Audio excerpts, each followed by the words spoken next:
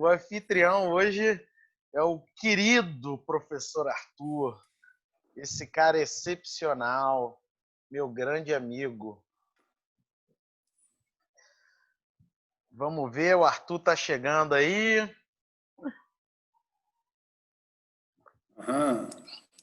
Aê! Aí. Tudo bem, meu irmão? Estamos aqui já no Facebook e no Instagram agora. Estamos para todo mundo agora, online para todo mundo, hein, meu irmão? Isso aí. Então, Legal. você faz as honras aí, Arthur. Faz as honras aí, eu sou entrevistado, cara. Chegou o momento, né? Boa tarde, pessoal, a todos, a todas, né? Para mim, vocês devem esperar alguns minutos aí até a adrenalina baixar, o nervosismo ir passando, porque é um momento muito esperado por mim, tá? Ter a oportunidade de entrevistar o meu amigo, né? Parecia o Rei Roberto agora, meu amigo, né? Felipe Assensi, um cara que eu tenho um carinho, né? Que foge de questões acadêmicas, é uma coisa de irmão mesmo, a gente tem uma amizade, ainda que nos encontramos 2 vezes só pessoalmente, mas a ligação de amizade que nós temos é uma coisa que transcende, né, meu irmão? Então, estou aqui muito feliz, estou muito feliz com o pessoal que está entrando também, porque, na realidade, essa entrevista, ela tem 2 objetivos. Primeiro, claro, é homenagear o professor Felipe, óbvio. Não teria, depois de tudo que aconteceu nesse último mês, né, de tudo aquilo que ele nos apresentou de produção acadêmica, confesso que eu aprendi demais, né, com tudo aquilo, acompanhei o máximo, eu devo ter assistido uns 95%, Felipe, de tudo que foi feito de live, de entrevista, aprendi muito, sim, e não só a homenagem, que é primordial, mas também dá oportunidade para todos os seus amigos que te acompanharam, né, esses novos amigos e outros mais antigos que nós víamos ali nas suas lives, de te conhecer um pouco mais também, fora do quadrado, do aquário do professor, do acadêmico, né, entender quem é o Felipe, esse cara que eu conheci, eu tive a oportunidade, eu conheci o cara acadêmico, que me incentivou, que leu o meu trabalho. Tem uma pergunta, vai ser nesse sentido, né, que leu o meu trabalho, que criou uma amizade, e depois, hoje a gente conversa de tudo, né? E é um cara legal. Então, eu preparei uma entrevista, tá? A gente, né, não vou ficar tão preso ao tempo assim, eu também peço isso porque a gente hoje pode fazer uma coisa mais aberta, mais tranquila, tá? Mas que vocês aí do outro lado possam também acompanhar, se deliciar, possam fazer perguntas também para a gente aqui. A gente vai colocando essas perguntas para o professor Felipe, tá? E fazer um misto aí, né? Academia um pouco mais, entender um pouco mais dessa figura emblemática que cativa tanta gente. Tem histórias que, de repente, eu vou contar aqui que ele nem saiba dessas histórias, o nome dele, então, o nome dele que é rodado por aí, né? Falo tanto do Felipe. Verdade, até vai ser uma pergunta nesse sentido, né? Se você tem ideia do que você representa para as outras pessoas, né? Amigos meus que não te conhecem pedem para que eu te apresente.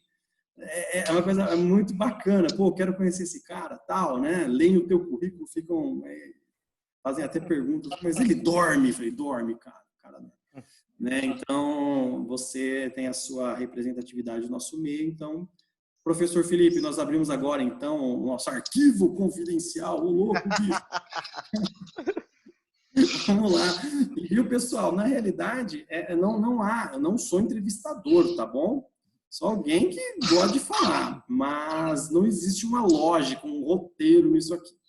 O que eu pretendi fazer é como se nós estivéssemos num bar, numa pizzaria, como nós estivemos em novembro do ano passado, filho. Excelente pizzaria. Nas moca, meu. Na moca. Pra gente conversar aleatório mesmo, né? O que a gente tem para te questionar, para saber, para matar a curiosidade. Tá? Então, mais do que nunca, né? 17:7. Vamos lá, né? Vamos conversar. Bom, professor, ninguém vai te massacrar, é uma homenagem isso aqui, né? Tire isso da sua cabeça. Mas existem muitas curiosidades que nós temos. Meu amigo, vou te confessar uma coisa. Umas pessoas conversaram comigo aí, ó. Ah, é? Cara. Que mandaram umas encomendas, é? Eu encomendei, cara, eu encomendei. Então, vamos ter. Eu só não consegui. Eu juro que eu ia tentar colocar o videozinho da pessoa contando uma história, te fazendo uma pergunta. Sabe, o arquivo confidencial mesmo? Mas eu não tinha tecnologia para isso. Eu acredito que aí também não funcionaria aqui, né? Um videozinho, né? Um depoimento a respeito do professor Felipe. Mas vem cá, professor. A gente sabe, já vou começar a dar uns spoilers aí. A gente sabe que você não tem nem 40 anos, tá? A gente sabe que você é um cara super novo, né? Mas eu vou linkar para vocês verem que eu estava ligado nas lives e entrevistas. Eu vou linkar com alguns comentários que eu achei interessantes. Mas você ainda novo, você tem mais de 40 páginas de lattes. Eu lembro que não vou lembrar os nomes, eu vou lembrar da situação. Uma ouvinte falou assim, nossa, eu fui imprimir, ou um ouvinte, eu fui imprimir teu Lattes, não sei, ia te contratar de repente, né? Eu fui imprimir teu Lattes e tem mais de 40 páginas de produção, né? Eu olhei para o meu assim, falei, ixi, tá canho, né? Mas ainda que tenha mais de 40 páginas, a gente sabe que você não chegou nos 40 anos ainda, tá bom? A gente sabe, a gente faz essa ideia. Mas conta um pouco pra gente, lá no Rio de Janeiro, comendo biscoito, né? Como é que era o pequeno Felipe? Esse pequeno Felipe, ele era um cara que ele já se voltava para as ciências sociais. O que te fez levar? Porque eu acredito que você tenha uma adolescência normal, ainda carioca, futebol, né? Todo mundo, você deve ter um grupo de amigos, e a gente vai chegar no teu grupo de adolescentes, nós vamos chegar lá. Mas o Felipe pequeno, por que eu te pergunto isso? Porque eu estou dando aula online aqui em Penápolis, né? Porque eu não estou em São Paulo. E o Enzo, com 11 anos, ele fica ouvindo as minhas aulas aqui embaixo, de constitucional, e comentando com a mãe. Olha, o pai falou isso, aquilo, né? E você já tinha essa predisposição para o lado da política, da ciência social, do direito? Como isso aconteceu? Foi na infância ou foi mais para frente? Então, vamos lá. Minha mãe é biomédica. Meu pai é jurista, né? Meu pai era advogado. Então, eu tinha dois exemplos em casa bem diferentes, né? A minha mãe é acadêmica, né? Ela é pesquisadora aposentada da Fiocruz. Meu pai era militante, advogado militante, né? E aí o que acontece? Eu sempre tive essas duas figuras, né? Na minha trajetória, né? E aí, eu não sei quando começou para mim esse negócio de fazer direito, fazer ciências sociais. Eu não sei exatamente quando, mas uma coisa certamente acelerou, né? Eu entrei com 14 anos de idade na Ordem de Molay. Inclusive, eu tive a felicidade de ver várias pessoas aqui participando do desafio, do workshop, que são também demolays, né? E com a Ordem de Molay, ela, assim, mal comparando, tá, gente, para ajudar vocês a refletirem, é uma maçonaria para adolescentes, né? E aí lá é um mini mundo, né? Então você aprende tudo. Você aprende não só a responsabilidade, mas você aprende liderança, você aprende oratória. E você aprende essas coisas, não vão estar num livro, né? Você aprende fazendo. Né? Talvez aí tenha dado uns estalos para mim da importância de fazer, né? De não ter que ficar toda hora planejando, overplanning, e aí quando chega na hora de fazer, a gente não faz. Né? Então, na Ordem de Molay, sabe, é onde as coisas instalaram as competências e habilidades que eu precisava. E ali, a Ordem de Molay, a gente também faz política, né? É óbvio que não do jeito que a gente vê a política por aí, né? Mas a gente faz uma boa política, uma política positiva, colaborativa. E aí a gente, sabe, eu desenvolvi muitas coisas lá, mas eu tenho certeza que assim o lado acadêmico veio da minha mãe, porque eu era pequeno e aí a minha mãe levava eu e a minha irmã para Fiocruz, né, para o laboratório, mostrava os artigos dela. Então foram duas coisas muito importantes para minha trajetória, né? Minha mãe e a Ordem de Molay. E isso é que na verdade junto, né, foi o tempero para eu ir assim para esse mundo mais das ciências humanas, né? É óbvio que meu pai ajuda no sentido de ser uma referência, né? Assim, de jurista, mas eu acho que foi muito mais a minha mãe e a Ordem de Molay influenciando na minha prática, né? Na minha prática. Interessantíssimo. Felipe, a gente vê a verdade, né, na tua resposta, porque eu procurei alguns amigos seus. Procurei Sério? alguns amigos que responderam, outros não. Mas, enfim, todo mundo está na correria do dia a dia, né? Talvez não tenha em vista, eu não tinha contato de todos, procurei no Facebook. Tem um amigo seu que se tornou amigo meu também através de você, tá? E ele falou que ele tem direito de fazer mais de uma pergunta, porque ele é seu amigo mais velho de todos esses aí. Inclusive de mim, né? Que é o nosso queridíssimo Daniel Giotti. Né? Sim, Eu claro. falei, Daniel, um projeto de entrevistar o Felipe e tal. Então, o que tu quer que eu pergunte? Uma coisa, né, legal. Tal. Ele falou assim, pergunta para o Felipe qual a importância da Ordem de Molay na vida pessoal e profissional dele. Então, essa foi a pergunta do Daniel. Tá? Acredito que vocês tenham vivido juntos, talvez, não sei, não entramos muito nesse aspecto. Mas, realmente, a gente sente essa verdade. E a Ordem de Molay, na realidade, ela te ajudou a se politizar na realidade, né? Você acabou dizendo mesmo, né? Eles têm essa função social, né? Isso que torna legal essa história. A politizar e o amor ao próximo, né? Que a Ordem de Molay prega isso. Nós temos 7 virtudes cardeais, né? E essas virtudes são todas orientadas por amor ao próximo. Então é muito menos se trata da gente e mais do outro, né? Por isso que tem uma pegada filantrópica muito grande a Ordem de Molay. Então, bem importante. Meu filho, se Deus quiser, vai ser de Molay, né? Eu vou fazer a pressão, né? Se ele não quiser, tudo bem, mas eu vou Daqui a pouco, tentar fazer que ele inicie. Os dois, né? A gente vai comentar sobre pressão sobre os filhos em alguns aspectos. Calma que a gente... o Daniel, tu conheceu lá na Ordem? Não, o Daniel, eu já tinha... Porque na Ordem de Molay a gente fica até os 21 anos, assim, como se chama de Molay ativo, né? Depois a gente vira sênior de Molay. Então, eu já tinha virado sênior de Molay. O Daniel também, né? O Daniel, ele é mais velho do que eu. E aí foi pela internet mesmo, né? Em listas de discussão de e-mails. Antigamente, né? Para quem é antigo, existia esse negócio na década de 2000, lista de discussão de e-mails.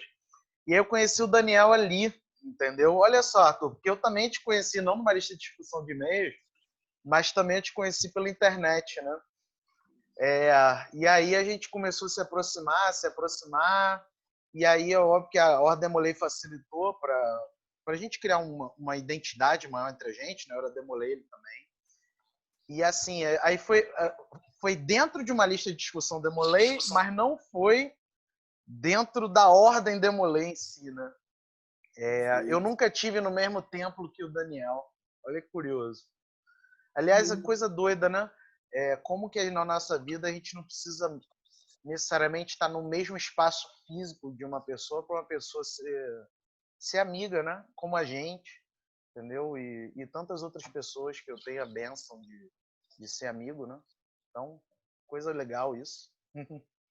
Pessoal da letras, né, da literatura aí, que me desculpe se eu errar, mas eu acho que Cecília Meirelles diz, né? Que basta um pequeno gesto, feito de longe e de leve, que tu me leves comigo e eu sempre te leve. Esteja comigo, sempre te leve. É uma coisa... Não sei se é. O pessoal me corrige igreja aí, né?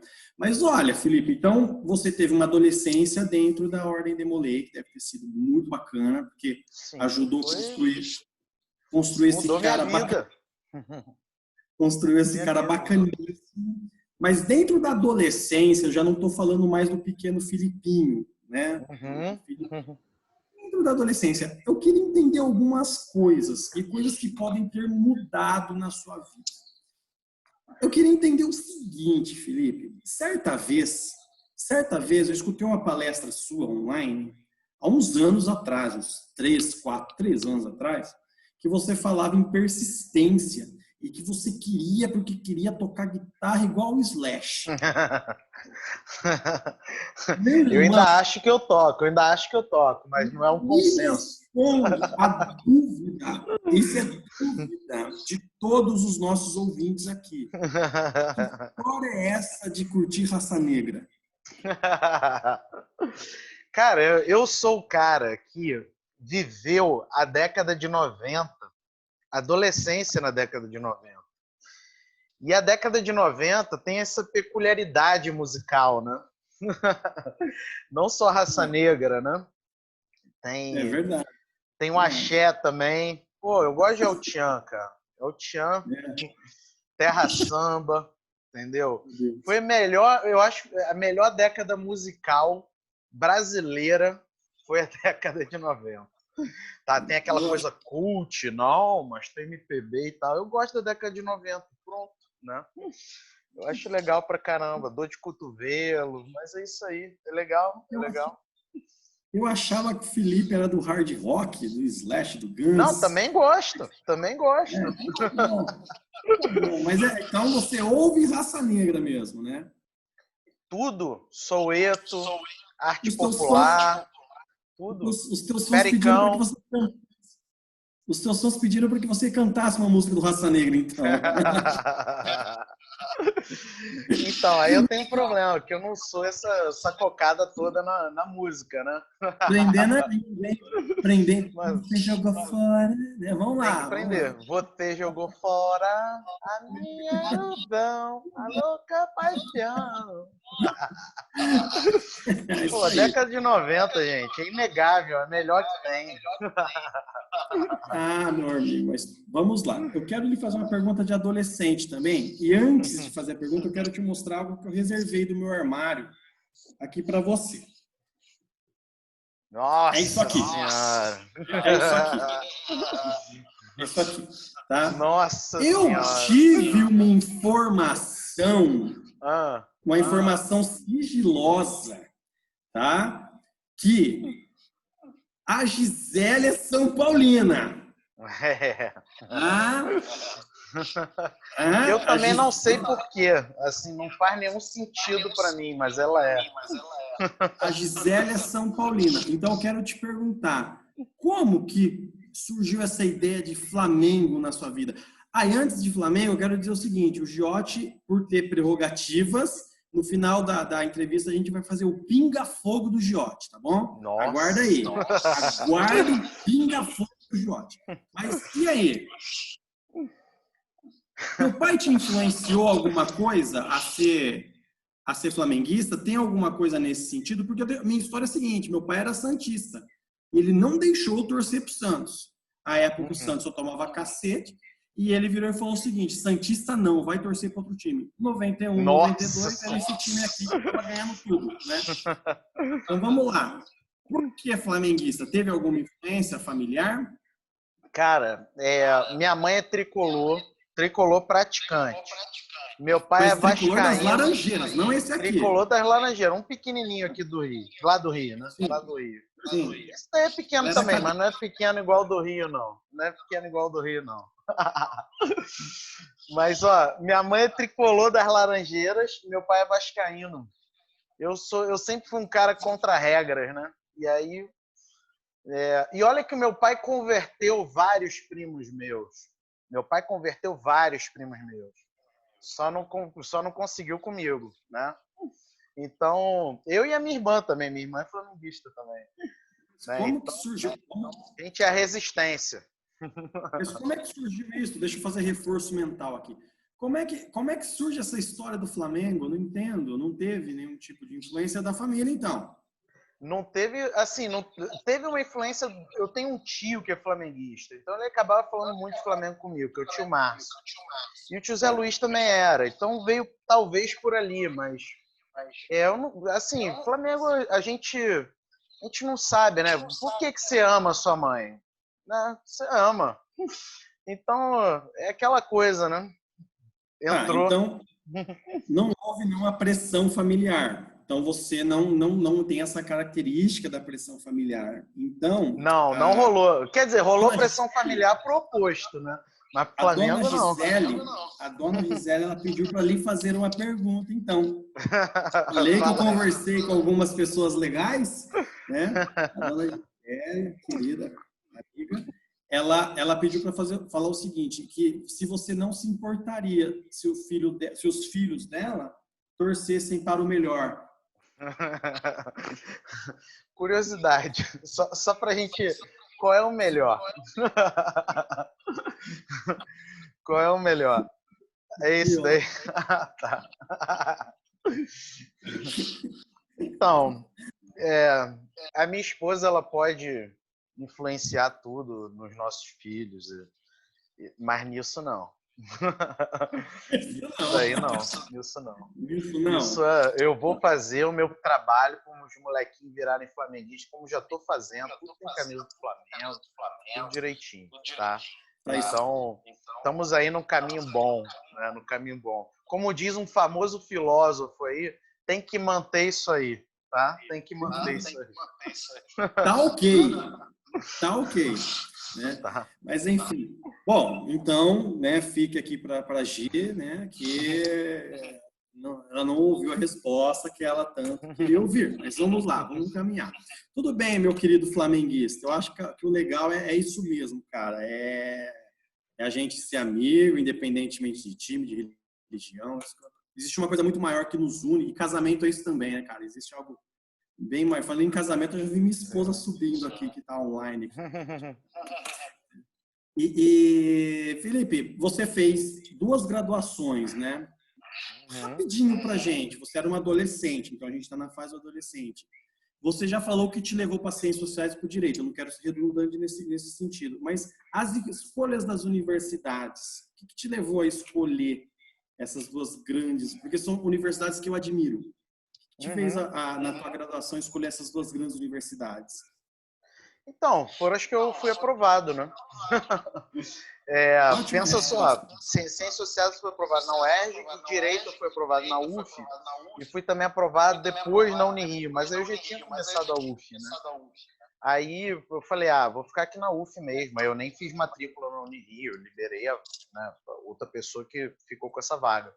Então, acabou que foram as que eu fui aprovado, né? E eu amei que eu fui aprovado nessas. Eu não mudaria nada, nada, nada, nada, nada. Assim, foram momentos maravilhosos de aprendizado, de erros, de acertos, de vitórias, de derrotas. Eu não mudaria uma vírgula do que foram esses anos nessas universidades. Foram perfeitos dentro das suas imperfeições, né? Legal. Eu acho que você já adiantou até a pergunta que eu ia fazer. Desculpa, porque eu não sei as perguntas ainda. Meu amigo. Só para mostrar que eu estou preparado. Em algum momento, houve uma vontade de desistir desses cursos? Porque, cara, eu não faria direito, viu? Eu queria fazer jornalismo, eu queria comunicação social. Mas na região aqui, à época, pouquíssimas opções de curso e tinha uma universidade, uma faculdade em Araçatuba que era muito boa em direito. Eu acabei fazendo direito e eu me apaixonei na primeira aula do curso. Até hoje, às vezes você tem os estresses da profissão, ainda mais na advocacia em si. Mas eu não me arrependo um pouco. Alguma vez rolou isso contigo? Alguma vez você falou, o que estou fazendo aqui na faculdade? Não. Chegou Comigo não. O que eu tinha era um certo desencaixe, né? Porque eu fazia ciências sociais de manhã e direito à noite. Então, para a galera de ciências sociais, eu era muito, muito almofadinha. E para a galera do direito, eu era muito revolucionário, né? Então eu nunca me encaixei muito bem. Eu tinha um pouco de desencaixe identitário mesmo, entendeu? Porque eu não era nem cientista social para os cientistas sociais, nem eu era do direito para a galera do direito. Então, assim, hoje eu vejo isso muito bem, né? Mas na época demorou para eu entender, entendeu? Que eu não era assim muito o senso comum nem de um nem de outro. Depois eu até tirei um bom proveito disso, né? De ter sabe, minha própria identidade, né? Mas durante a faculdade foi um desafio até eu me achar, né? Até eu entender que eu não ia ter uma carreira clássica no direito, nem ia ter uma carreira clássica nas ciências sociais. Porque eu não era nem cientista social 100%, nem jurista 100%. Então eu tive que achar um jeito que era o meu jeito, que funcionasse para mim, que, sabe, atendesse essa singularidade, né, que eu tinha. E que foi difícil de achar, não foi fácil, gerou muitas crises, até porque, Arthur, quando a gente está na faculdade, e do jeito que eu quis lidar com a faculdade, né, que foi o jeito, sabe, de seguir carreira acadêmica, é um jeito que, poxa, você não tem todas as perspectivas de futuro bem sedimentadas, né? Não é muito claro, sabe? Você não tem prazo de quando você vai passar com um professor, quando você vai ser bem remunerado.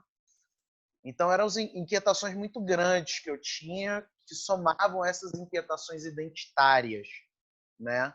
Então, era meio que patinho feio das duas maneiras, né? E não tem nada a ver com preconceito dos meus colegas, né? Tem a ver com padrão mesmo. Eu não era o padrão de nenhuma das duas, sabe? Mas foi assim, foi assim. E eu não sabia me vestir bem também, né? Não que eu seja hoje o mestre de vestir bem, né? Minha esposa pode confirmar isso. Então também eu não me vesti igual cientista social e eu não me vesti igual jurista. Eu ficava o dia inteiro fora de casa, né? Então não dá para ter o mesmo dress code, entendeu? Então, sabe, eu saía de calça jeans, uma camisa, ou então de bermuda, mas o dress code do cientista social não era igual ao meu, e o do jurista também não era igual, e eu já não me vestia bem mesmo. Então, mas segundo a minha esposa, depois que eu conheci ela, a minha vida mudou nesse departamento, tá? Além de outros departamentos, mas nesse também, né? Olha, Então, irmão, sabe, assim, não era uma questão de desistência, não, era uma questão de desencaixe, né? Fiz amigos, eu tenho pessoas no meu coração, mas eu não estava no estereótipo de nenhum nem de outro, sabe? Eu não fui aceito nesse estereótipo, de alguma maneira. E tá tudo bem, tá tudo bem. Ó, a Gisele tá rindo aí. não, Tá tudo bem. a afinidade é interessante, que eu ia para a faculdade de jardineira jeans e all-star, cara. Vai direito, né? E achava o máximo e tal, né? Mas, enfim, depois que eu me casei também, a gente dá uma melhoradinha, né? Dá uma melhorada, dá uma melhorada. São tudo na vida da gente. Felipe, olha, a lista do Arthur mudou também ali, ó. Olha aí. As digníssimas estão aí fazendo auditoria, né? Tá vendo? Meu amigo, quando eu te conheci, que eu vi, eu contei essa história na entrevista, que eu comprei um livro seu uma vez numa livraria, num shopping em São Paulo, li, usei na minha dissertação, mas depois eu saquei que você era o cara do livro, o cara que estava mandando um e-mail. E eu, carudão, conversei contigo, né? Estamos aqui hoje. Mas uma coisa que me chamou a atenção do teu currículo, que eu achei peculiar, você era você era bacharel em Ciências Sociais e Direito, mestre e doutor em Ciências Sociais e pós-doutor em Direito. E lá no meio daquele negócio todo do teu currículo, estava lá, especialista em empreendedorismo. Estava lá no meio, especialista. E, cara, assim, né, um negócio meio doido, porque à época, quando nós nos conhecemos, eu era consultor jurídico no Sebrae. E Sebrae São Paulo. E eu fazia a parte também de educação empreendedora. Eu levava educação empreendedora para professores universitários. Dava curso com esses caras. E eu falei, poxa, mas por que caiu empreendedorismo na vida do Felipe? Naquela época eu já pensava isso. O que te levou a buscar uma visão empreendedora para a tua vida? Arthur, eu demorei para entender isso também, tá? Não é fácil, né? A gente entender as coisas da nossa vida, né? Basicamente, a minha trajetória foi uma trajetória que, sabe, eu não podia me dar o luxo de muitas coisas, né? Então, era aquilo e era aquilo.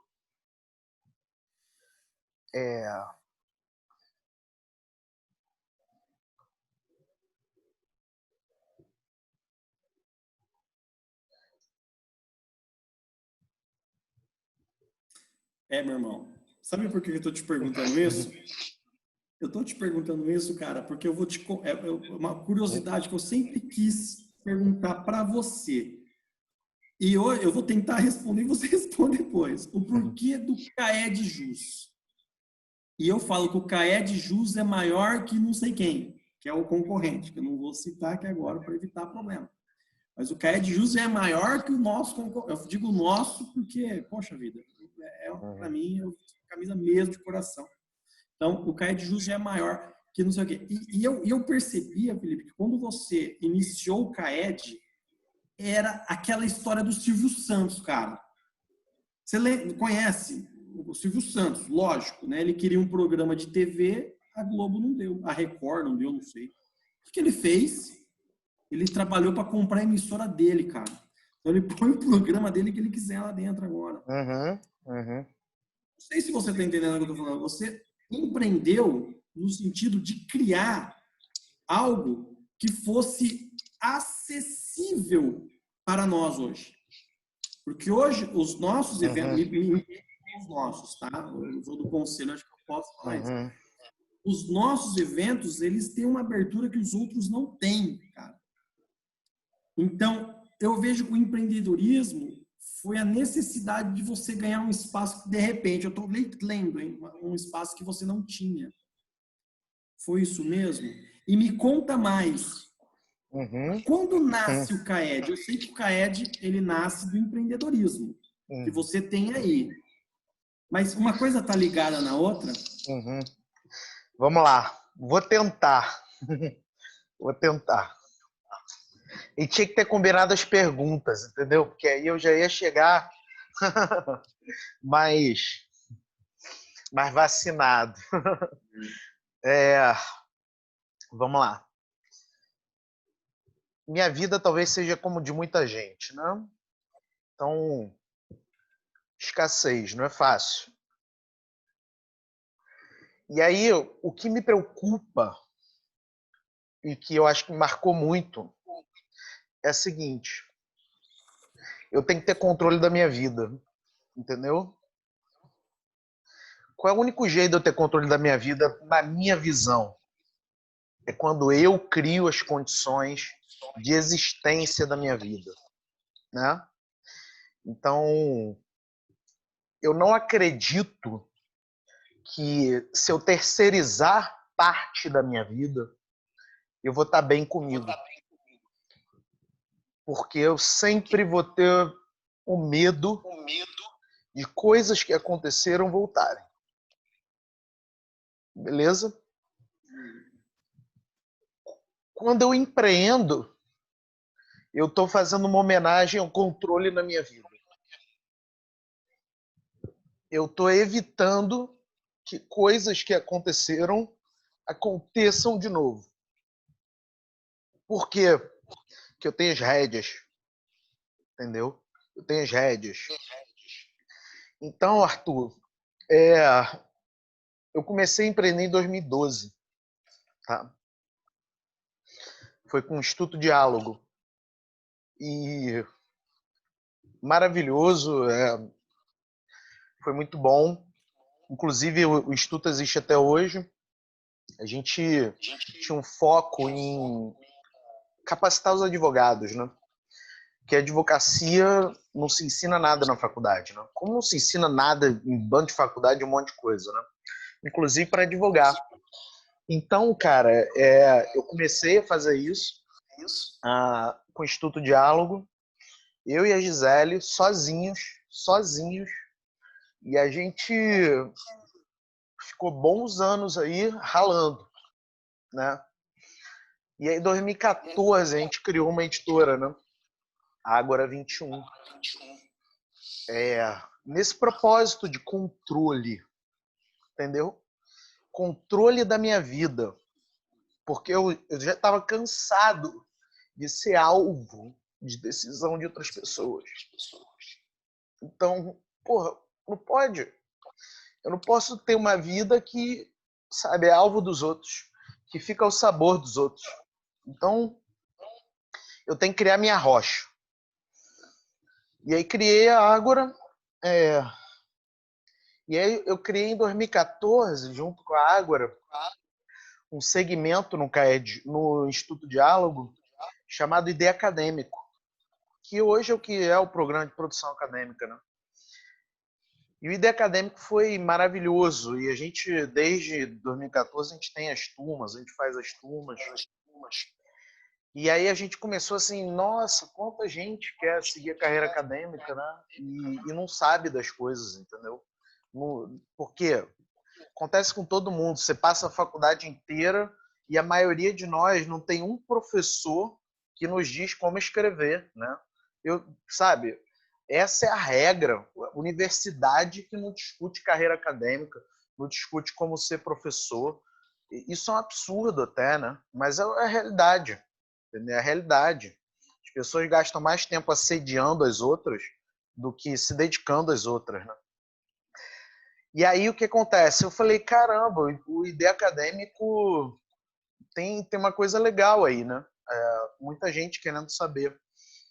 Em 2014 ou 2015, eu fiz um evento, eu e Roseni, no braço esse evento, Arthur, no braço. Você publicou, inclusive, nesse evento, lá no Chile. A gente fez um evento com 400 pessoas no Chile. 400 pessoas no Chile, na Universidade de Santiago do Chile. E a galera da Universidade de Santiago do Chile tratou os brasileiros absurdamente mal. Assim, cagaram pra gente, né? Pô, como assim? A gente coloca 400 pessoas no evento e, sabe, é assim o tratamento? E aquilo ficou na minha cabeça, né? Ficou na minha cabeça. E aí depois a gente fez em Bogotá, na Colômbia, mas aquilo ficou na minha cabeça. Mas eu sempre tive um problema com o seguinte, cara. Os eventos, eles não são inclusivos, eles são, digamos assim, excludentes. Os eventos, eles têm preconceito com o aluno. É óbvio, tem exceções, né? Estou falando no geral. Tem preconceito com o aluno. Tem coisas que, sabe, graduando não vale nada, entendeu? Só pode falar se for mestrando. Tem evento que até aceita graduando, mas tem que ser, apresenta um pôster aí que você não tem direito de ser nada, né? Mas isso me incomodou. E aí, quando eu e Gisele criamos o Caju em 2015, cara, a gente queria esses ideais inclusivos, entendeu? Por isso que a gente fez ele totalmente online já em 2015. Ele nunca foi presencial, né? A gente fez até o evento presencial agora, é porque não era para ser, né? Ia fazer o nosso primeiro evento agora presencial nos Estados Unidos, com Covid a gente cancelou. Então, e a gente fez isso, e eu na minha coisa empreendedora, né? E quando a gente cria, a gente vê assim quantidade de gente que não tinha acesso, entendeu? Não tinha acesso porque era julgado pela sua titulação e não tinha acesso por barreira geográfica, né? Muitos eventos grandes são eventos, sabe, em grandes cidades, e é caro, né? Passagem, hospedagem, alimentação, tem que deixar de trabalhar. E assim foi, entendeu? Assim foi. Eu falei essa semana numa live minha que eu solto fogos. E eu aprendi isso com a Roseni. Que a Roseni nunca me julgou pela minha titulação. Nunca. Eu solto fogos quando eu vejo, né? quando sai o resultado dos finalistas do Prêmio CAED Jus e tem um graduando. Por quê? Avaliação anônima, galera. O Caeduca é a mesma coisa, avaliação anônima. O coordenador indica sem saber quem é o autor. Entendeu? Então, cada GT indica um aluno, um autor. E aí a gente vê lá, sempre tem graduando. Entendeu? Quem disse que graduando não pode ser gente, cara?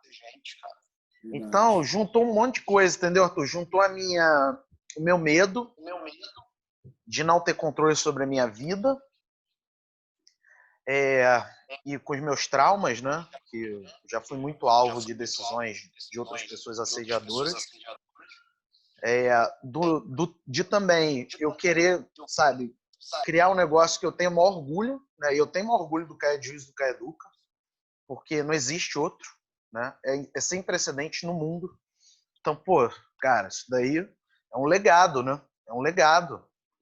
Tem quantidade de gente que publica seu primeiro artigo no CAED Jus e no Caeduca.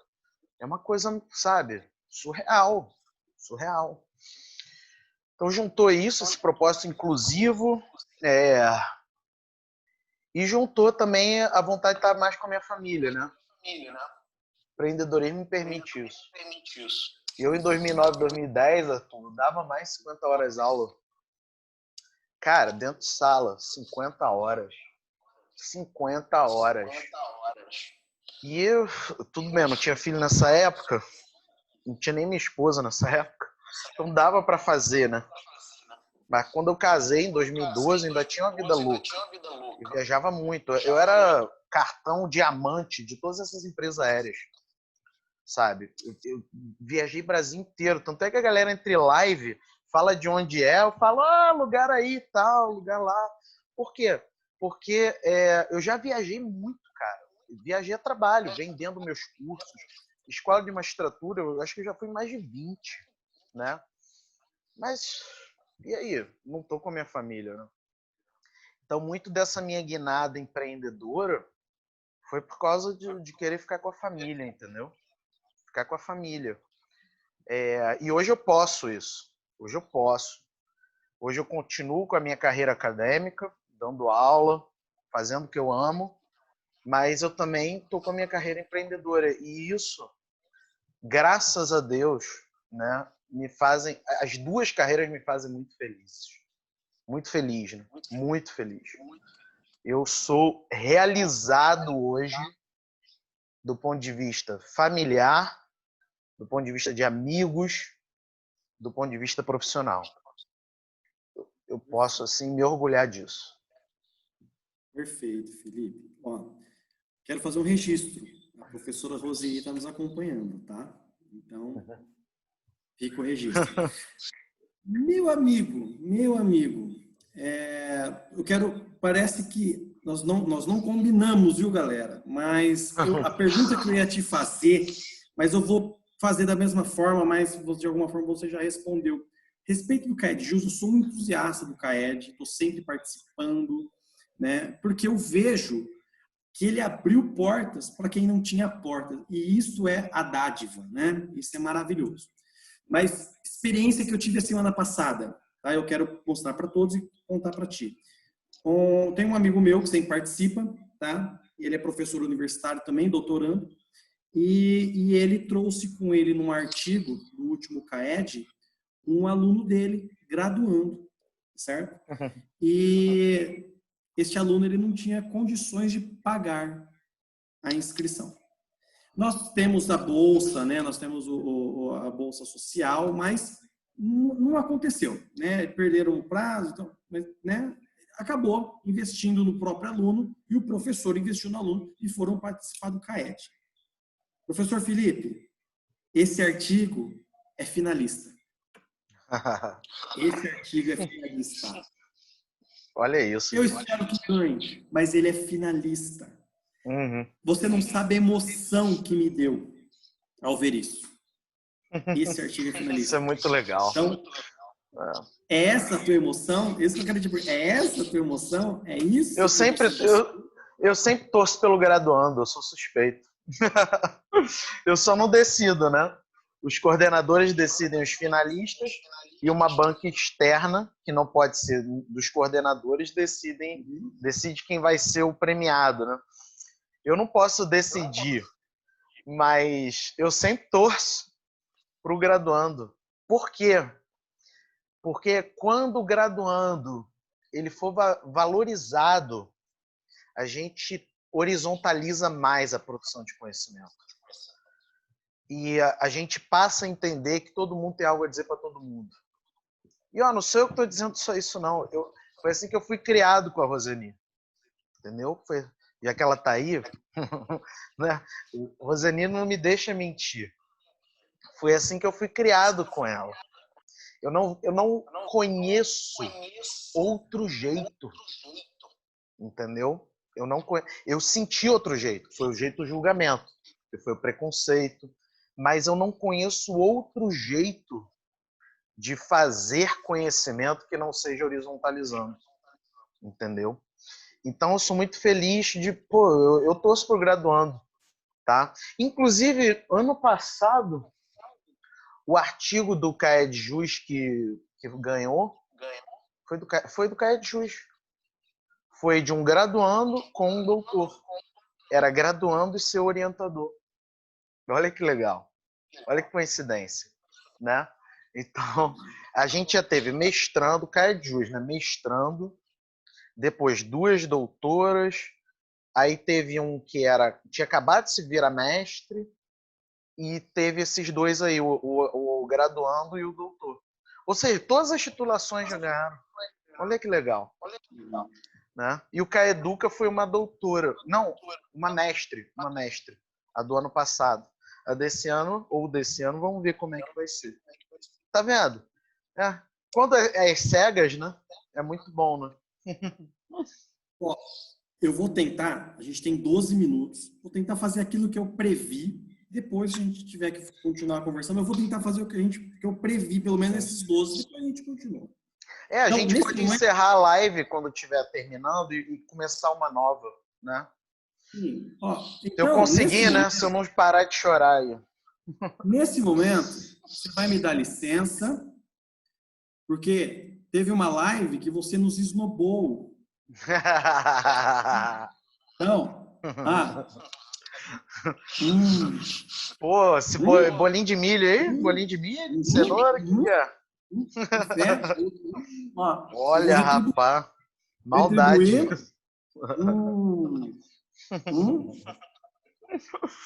Esses São Paulinos não são brinquedo, não. Retribuindo, eu quero te fazer uma pergunta. Você disse na live, tô comendo mesmo, hein? Você disse na live que o bolo era o bolo de milho da tua sogra.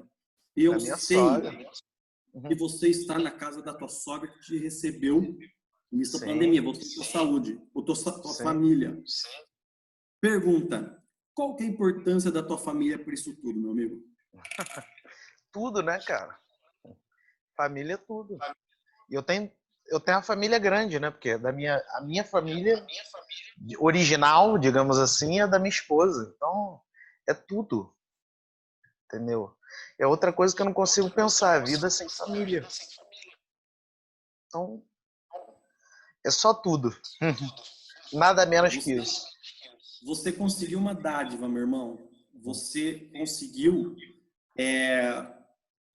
arrumar o teu tempo para tua família.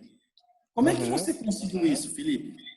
Porque hoje eu vejo, a gente é amigo, e eu sei que você fica, às vezes, 36 horas sem me responder um WhatsApp. Mas é porque eu sei que é aquele momento que você tem para os teus filhos, tua família, tua esposa, e agora teu sogro. Como é que você organizou isso? Porque isso, cara, isso vai valer mais que petróleo, essa dica. Sim. Eu acho que todo mundo tem esse defeito que eu tenho, que é o seguinte, não saber dizer não, né? E aí, teve um momento na minha vida em que meu filho nasceu, meu primeiro filho, Bernardo, em 2016, a vida mudou, e a minha esposa sempre me falou isso, né? Você tem problema em dizer não, você aceita tudo, tem que dizer não, né? Ela não é só coach de vestimenta, não. Ela é coach de um monte de coisa, inclusive de dizer não e sim, né? E outros coaches que ela faz comigo. Então ela começou a chamar atenção para isso, né? Coisa que às vezes a gente não nota, né?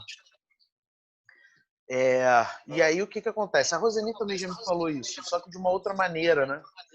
Ela falou que eu tenho um problema com tensão, com conflito. Que eu tento sempre conciliar a coisa, dizer, e uma maneira de conciliar é dizer sim, né? Então, cara, o que acontece? Eu dizia muito sim, entendeu? Dizia muito sim e pouco não.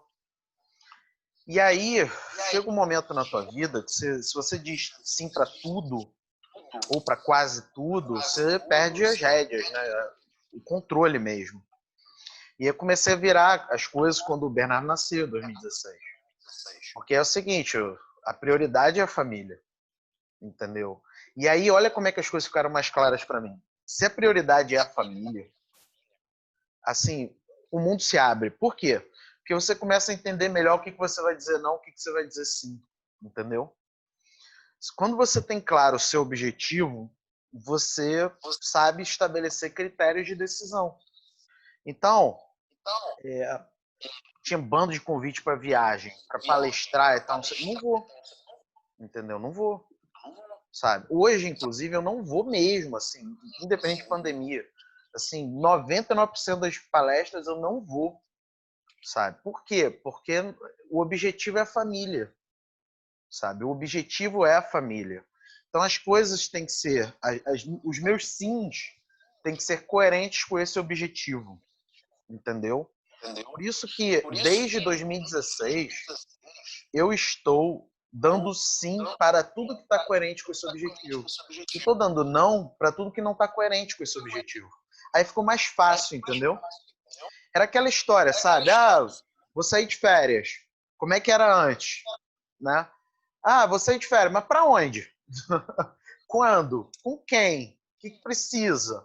Sabe? Era um pouco essa minha vida. Eu falava, era mais ou menos assim, vou pegar o carro e vou embora, vou sair de férias. Não faz sentido, né? Quando você tem um objetivo claro, uma premissa decisória clara, o resto, Arthur, é assim, não é problema, entendeu? É muito fácil decidir hoje para mim. Por quê? Porque é só ter essa premissa. Não quer dizer que hoje eu sou o suprassumo da decisão, não, tá? Pô, a gente somos humanos, todo mundo erra. Às vezes eu digo sim para coisa que eu não devia ter dito, entendeu? E a Gisele diversas vezes me fala isso, né? A gente tem, porque ela não é só minha esposa, ela é mãe dos meus filhos, ela é minha amiga e ela é minha sócia, né? Então ela tem muitas funções comigo. Coach de vestimento. Eu dou trabalho, tá, gente? Eu dou trabalho. A mulher tá cansada. Tá quase pedindo para eu sair de férias sozinho. Então, assim, é nesse sentido aí. Objetivo claro, o resto é mais fácil. Vamos alinhar um negócio aqui? Vamos continuar a live? Na hora que cair, você chama de novo? Porque, cara, tem coisa legal, tem gente legal para te perguntar ainda. Sim. Tá? Vamos fazer o seguinte, eu vou fazer uma sugestão, eu vou encerrar a live e a gente começa outra. Porque Vamos embora, faltam todo mundo 4 aí? Vamos minutos. lá? Aí eu não preciso correr. Tem gente que te fez pergunta ainda, meu irmão. Tá. Bom? Vamos lá? Eu vou encerrar a live e começar de novo, tá? Vocês estão convidados a voltar aí, né? Depois que o Arthur terminar, eu não sei como é que vai ser minha vida, não. Obrigado. Eu vou encerrar aqui. Quem está no Facebook, eu não vou encerrar nada, não. A gente continua no Facebook. Show, vamos lá.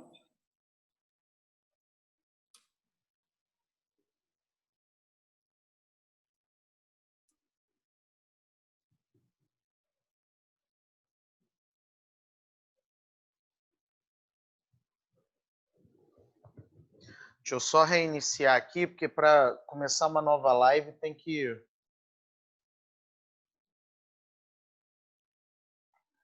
salvar que está aqui, senão ele não deixa começar uma nova. Só um minutinho.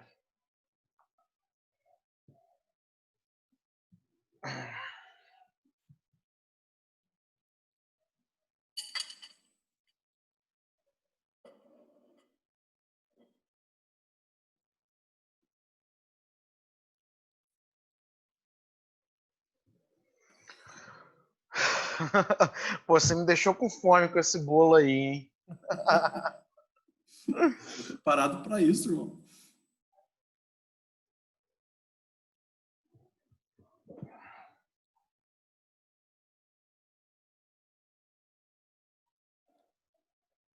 Vou começar lá de novo, hein? Beleza.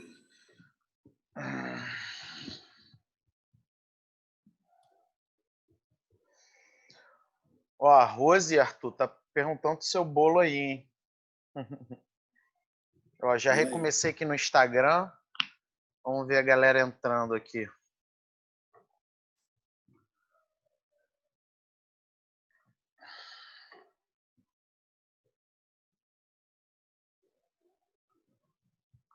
Vamos lá.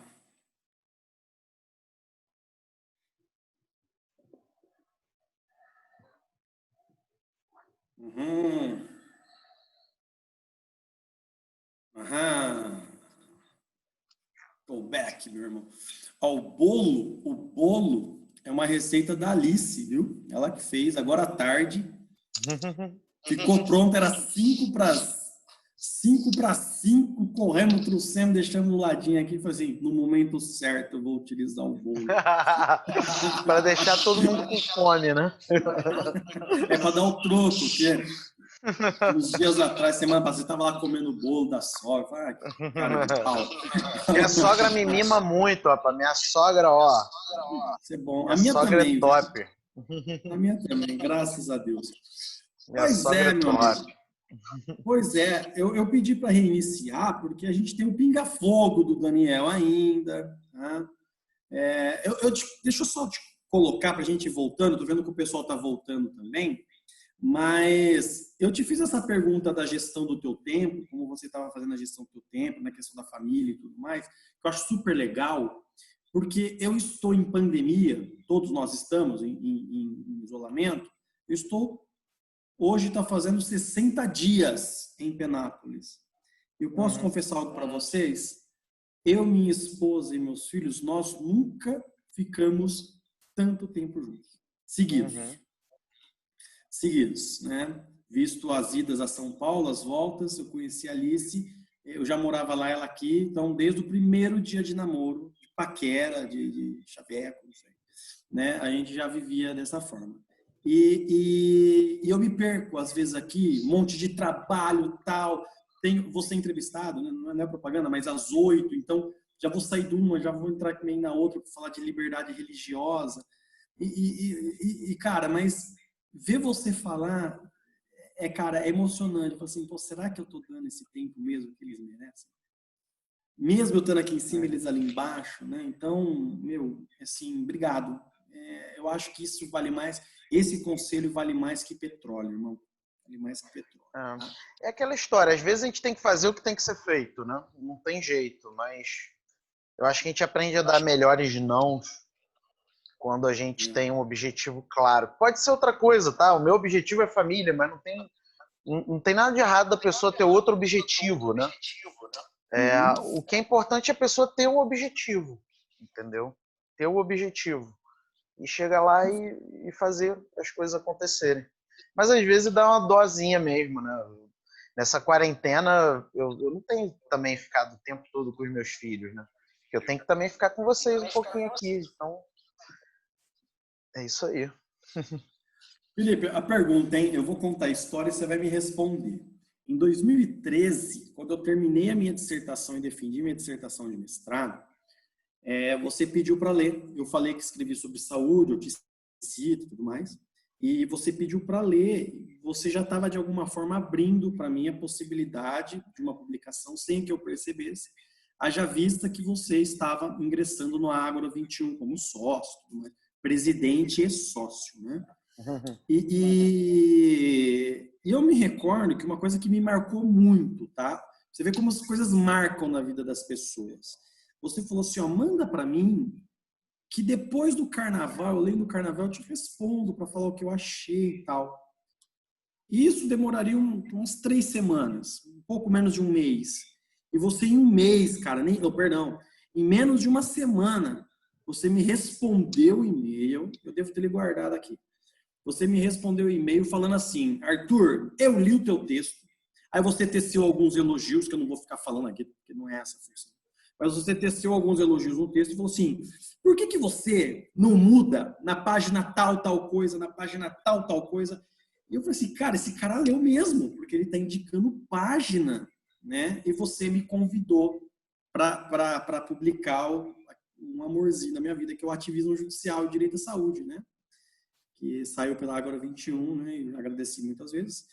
Se você leu mesmo, Felipe, me responde, cara. Você tem paciência de ler mesmo? Cara, eu li, juro que eu li. E mesmo se não tivesse lido, quando você me chamou para fazer o prefácio, eu teria que ler de novo. Cara, eu perdi a oportunidade, é que eu não vou levantar. Tá aqui, eu ia mostrar, eu esqueci. Foi tão corrido na hora que eu não me organizei para pegar aquela Aliás, esnobada. eu não sei se você sabe, né? Mas foi o primeiro prefácio de livro que eu fiz, né? Então, Eu já não um sabia. orgulho. Foi o primeiro prefácio de livro e maior orgulho, pô, maior orgulho, cara. Imagina, meu querido amigo Arthur, meu primeiro prefácio. Continuando o arquivo confidencial, então, que não me ouçam. Houve da minha parte um preterimento da orientação do mestrado para que você fizesse o prefácio. Eu preferi que você... Você sabe por quê, meu irmão? Orientação de mestrado, legal, show de bola, mas morreu ali. Né? Por qualquer motivo, não é má fé, não. Acontece. É natural, normal. Não. Não. Mas você foi o cara que virou para mim e falou assim, você vai publicar esse negócio. E como que eu não vou, cara? Você tá entendendo? Então eu falei assim, cara, eu não sabia. Eu fiquei extremamente feliz agora de saber que foi teu primeiro prefácio.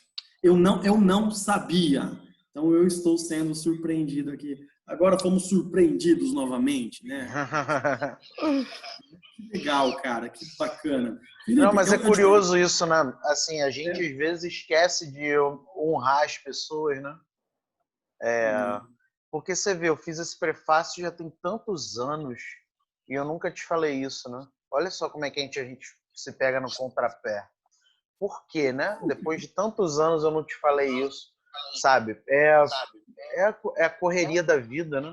E a gente às vezes esquece de honrar as pessoas que estão do nosso lado, né? Como você tá. Então, é isso, né? Sempre aprendendo. E, pessoal, é o seguinte, confesso uma coisa para vocês. Geralmente, quando você pede, e eu e o Felipe, eu devo isso ao Felipe, tá? Eu ganhei uma experiência de produção, ainda que eu tenha os meus erros. Confesso, o Felipe apontou gentilmente um erro meu semana passada, que eu percebi, puxa vida, olha, fiz bobagem aqui, ainda bem que ele observou. Para você ver, cara, que a gente acha que tá, mas a gente também tem os nossos defeitos, nossas, né, imperfeições acadêmicas, tal. Mas se hoje eu tenho alguma coisa publicada, se hoje eu estou no circuito acadêmico, devo muito, mas muito assim, de 90% ao Felipe. Que ele que me trouxe. Não, verdade. Ele que me abraçou, tá? Ele que falou, cara, vamos lá. E hoje, com a experiência que a gente tem, a gente pede um prefácio para alguém, o cara vai demorar um mês para te entregar o prefácio. No mínimo. O Felipe me entregou em 48 horas. E não foi um prefacinho, não. Foi um prefácio que eu até me senti importante. De tão bacana, cara. De tão bacana que foi o prefácio. Infelizmente, tá ali, não, né? Mas depois a gente não ia mostrar isso. Então, assim, são coisas que é a homenagem, né? É mostrar para a pessoa que eu estou fazendo aqui, o que vocês fazem, e que ele fez comigo agora. Olha que reciprocidade bacana, né? De honrar uns aos outros, né? Honrar quem nos honra, né? Então, isso, cara, que é o que vale para a gente e que a gente vai continuar fazendo, né? Vamos lá, pergunta. A nossa querida amiga Rosângela Temel, Oh, ela é demais. tá? Ela, Competentíssima. É outra também nossa, guerreira. pessoa e uma pessoa de um espírito assim, cara, incrível. Muito querida, né, por todos nós. Né, se ela estiver aí, né, um abraço. E a Rô me pediu para perguntar o seguinte, ela transcreve rapidamente uma situação e a pergunta é a seguinte, que em 2013, eu não me recordo, tá, mas em torno de 2013, você pelo Facebook, você esbravejou, ficou bravo, porque você tinha um plano de saúde X e demorou 5 horas para ser atendido. Não sei se exagerei aqui. 3 horas para ser atendido. E você foi no SUS e o SUS te atendeu na hora. Você foi muito rápido, o atendimento no SUS foi muito bom para você. Ela está te perguntando, essa experiência lhe fez estudar a judicialização, saúde e SUS? Não fez, né? Não fez. Eu já tinha, assim, como é que eu posso falar isso da maneira mais profunda possível, né? Eu já jogo, digamos assim, a defesa do SUS e eu sou defensor do SUS há muito mais tempo que isso, né? Quem me evangelizou para o bem, né? Foi a Roseni em 2005, né? E foi por acaso. Eu estava lá na UERJ, nono andar, moral do nono andar, tinha lá um negócio, seleção de iniciação científica. Fui lá na sala dela na mesma hora, fiz lá os negócios, lá redação, blá, blá, e entrei, né? Eu conto com mais detalhes isso no episódio. Mas foi ali, entendeu? Eu vi ali com a Roseni durante tantos anos na minha formação de graduação, como que o SUS ele é importante, ele é rico, ele é democrático, ele é inclusivo, e eu sou um defensor do SUS, né? Aliás, eu sou defensor não só do SUS, mas de vários outros direitos também, né? Sociais. E ela me mostrou isso, mas ela não observa, ela não me mostrou com opinião, ela me mostrou com fatos, entendeu? Eu tive a oportunidade de ver. Eu já vi mais de 100 experiências exitosas. Pelo menos eu vi dentro do SUS o que a Rosane me mostrou. Eu vi com esses olhos aqui. Tá? Fora outras coisas, né? Que a gente pesquisa, que a gente lê, relato de experiência. E o SUS é a maior política pública no mundo, não só de saúde, mas de todos os outros tipos, né? Então, sou defensor do SUS, não abro mão do SUS. O SUS funciona muito bem. Tem pessoas que existem, que não estão mortas, que têm saúde, né? Que têm saúde, qualidade de vida por causa do SUS, tá? E as experiências estão aí. Eu não estou falando com base em achismo, não. Tá? Eu vi e qualquer um que queira vai ver. Às vezes você tem a coisa da mídia, falar para esculhambar o SUS, mas o SUS funciona. O SUS funciona, né? Tem seus desafios, como tudo, qualquer coisa tem. Né? Plano de saúde está cheio de desafio aí. E legal isso da Ângela falar, né? Porque eu moro em Copacabana. E Copacabana tem o posto de saúde da Unimed, né? Que é urgência e emergência. E em frente tem o posto de saúde do SUS. Né? Então eu escolho. Basicamente a minha escolha é qual que tá mais vazio no dia, sabe? E o atendimento no SUS é muito bom. Não deixa em nada a desejar pro da Unimed, porque é de frente, entendeu? Então, assim, eu acho que a gente tem que valorizar as coisas boas que a gente tem, entendeu? E certos discursos, qual é o problema do discurso? Diz o Foucault, né? O Foucault tem um texto chamado A Ordem do Discurso. Qual a questão do discurso? Não é o que é dito, né? Não é o que é dito. É o que não está sendo dito. Então, às vezes o discurso ele tem um elemento locucionário, que é a locução, que é o que você fala, o que você defende, né?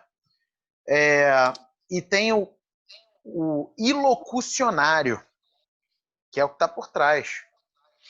que é o que não está dito. Então, todo discurso tem isso, inclusive o discurso de detonar o SUS. É inegável que o SUS tem seus desafios, mas é inegável que o saldo do SUS é maravilhoso. Tem cidades que praticamente todo mundo depende do SUS. Eu estou numa cidade, inclusive no interior da Bahia, que, assim, essa coisa de vacinação, tenho ido, tenho levado minha sogra, meu sogro. Se não tivesse o SUS, já era. Meus filhos foram vacinados aqui no posto de saúde, tá? Então, é uma política pública inclusiva importante. Tá? Concordo plenamente contigo, viu? E falando em judicialização, você junto com a professora Roseni, né, você encabeçou, né, com a professora uma pesquisa monstruosa sobre judicialização no CNJ. E que é a maior pesquisa sobre judicialização dentro do Conselho Nacional de Justiça. Que deve ter uma honra, perdão, uma honra, deve ser algo que trouxe muita satisfação. Mas eu lhe pergunto, Felipe, qual que é o teu filho predileto? Qual é a tua publicação predileta? Caramba! Caramba! E agora? Eu não sei. Qual que é a minha publicação predileta? Fique tranquilo que eles são irracionais, as publicações em si. Então ninguém vai morrer de ciúme, tá? Qual a minha publicação predileta? Pô, são tantas que eu gostei, assim, que eu tenho uma relação afetiva, né?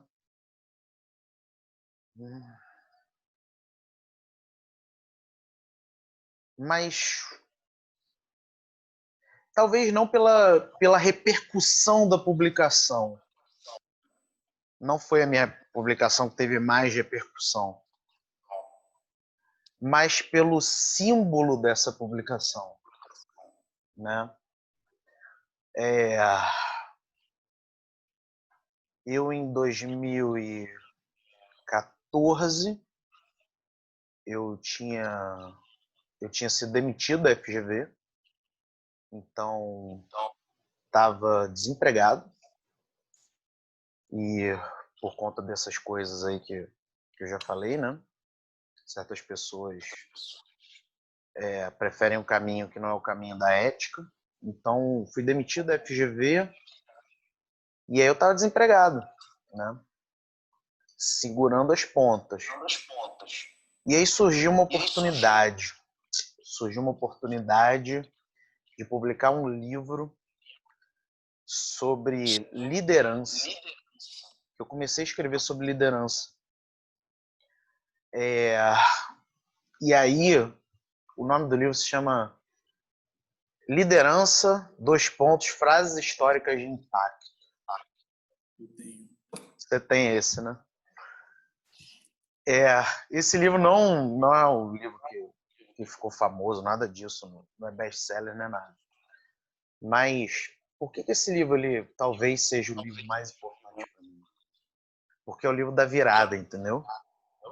Eu e minha esposa, só a gente, tendo que lidar com a nova realidade. Eu era um executivo da FGV, eu era muito bem remunerado, mas muito bem remunerado. E aí, da noite para o dia, acabou aquilo. Né? Então, isso gerou, sabe, um desafio grande de se reinventar. E esse livro, Arthur, por que ele é importante como uma guinada, né? Primeiro porque eu escrevi com a minha esposa assim, na unha, né?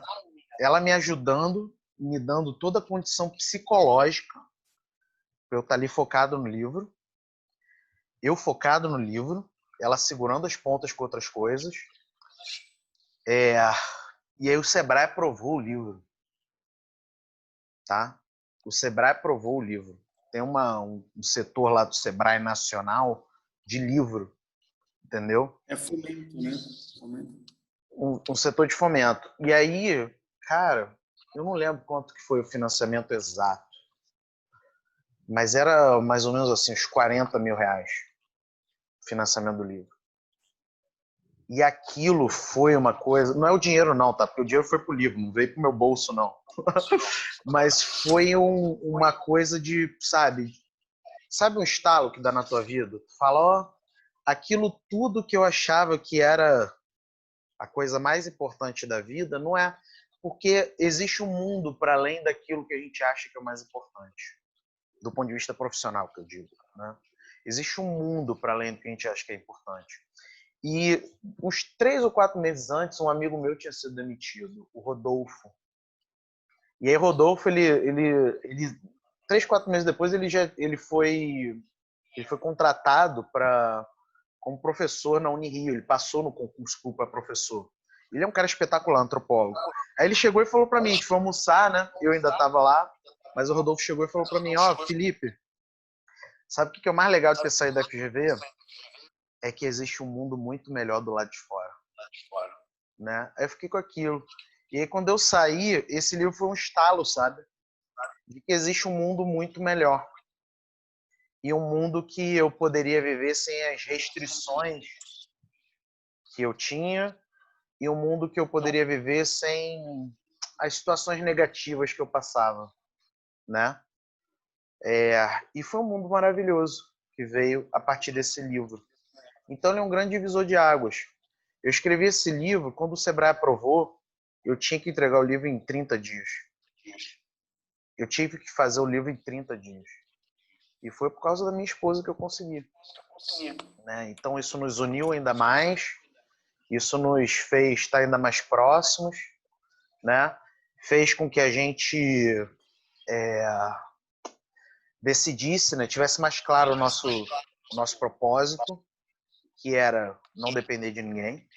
E hoje, graças a Deus, eu não dependo de ninguém.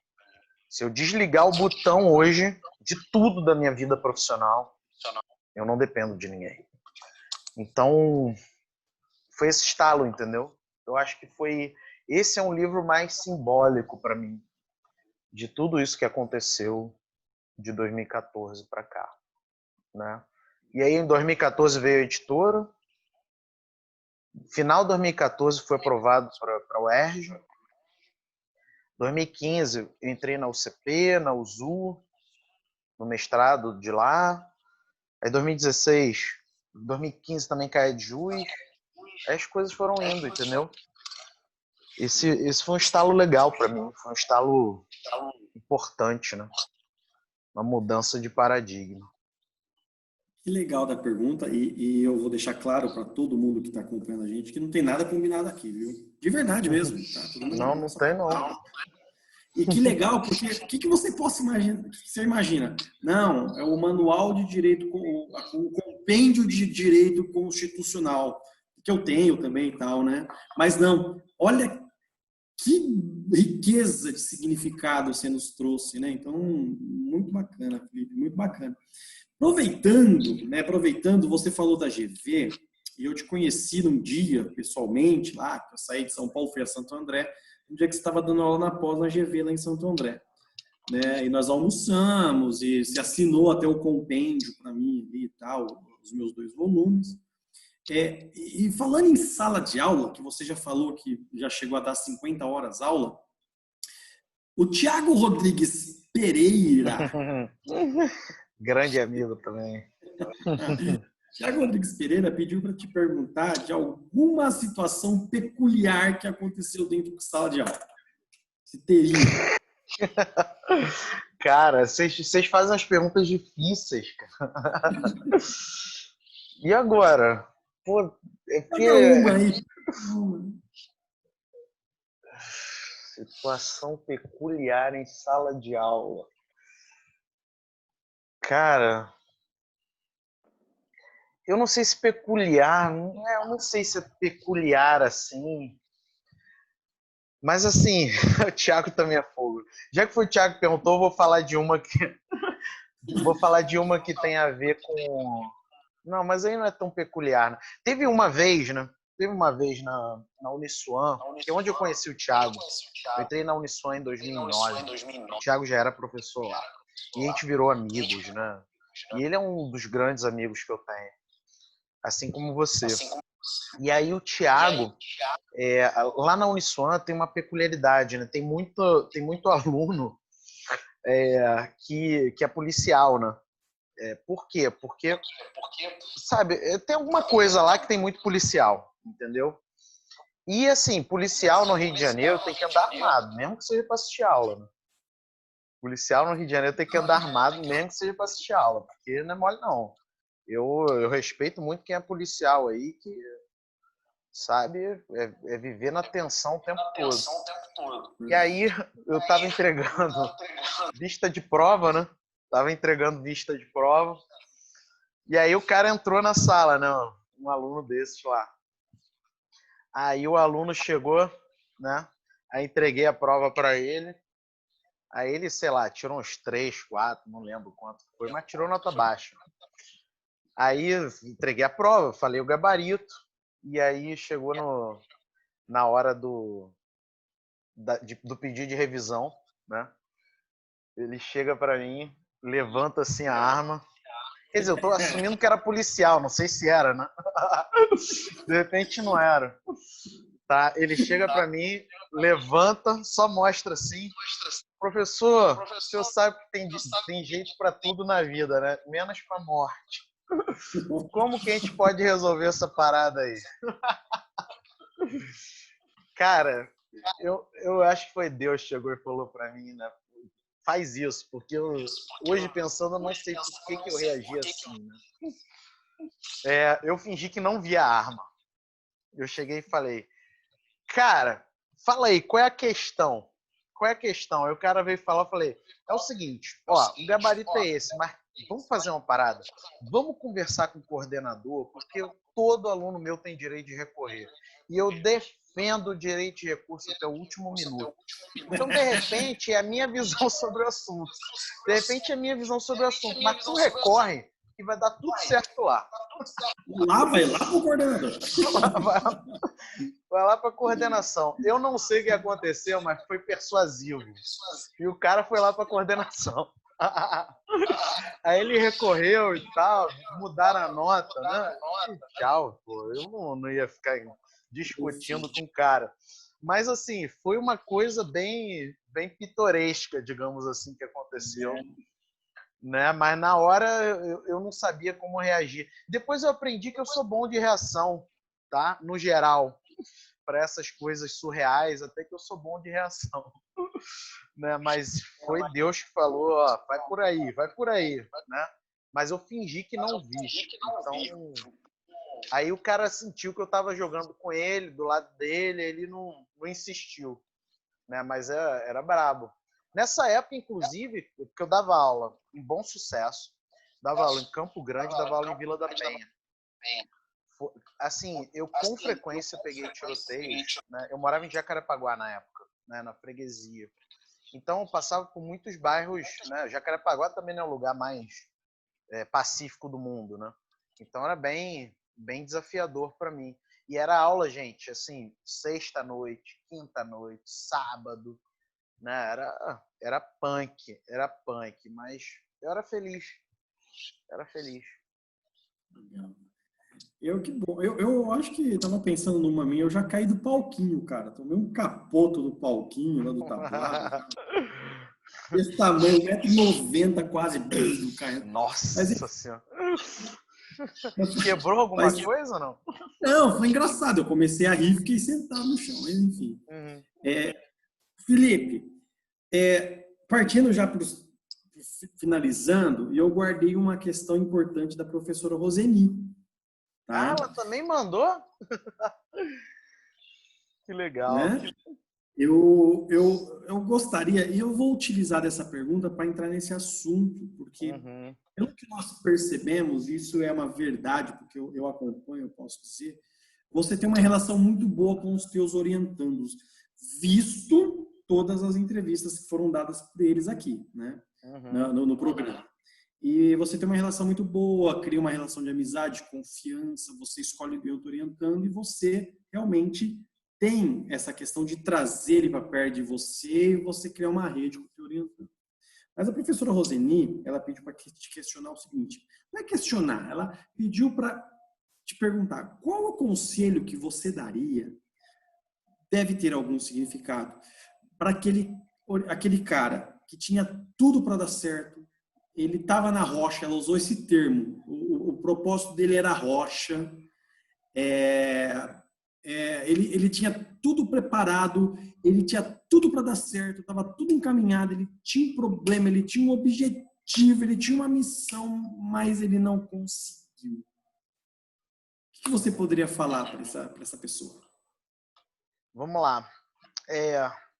Primeiro é que o fracasso, na minha visão, ele é sempre temporário. Não existe fracasso eterno.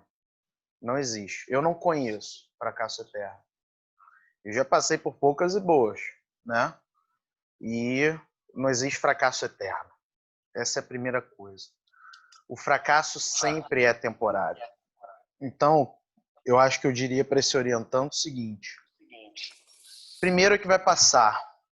O segundo é que ele tem que pensar em como passar rápido. Né? Como passar rápido. Porque a gente não precisa ficar curtindo a bad vibe. Né? A gente não precisa ficar lamentando o fracasso. O fracasso existe para a gente aprender, não para a gente lamentar. Né? O fracasso é um momento de aprendizado. O fracasso é um momento de crescimento. Então, eu honro os meus fracassos. E eu vou ter outros. Tá? Eu vou ter outros.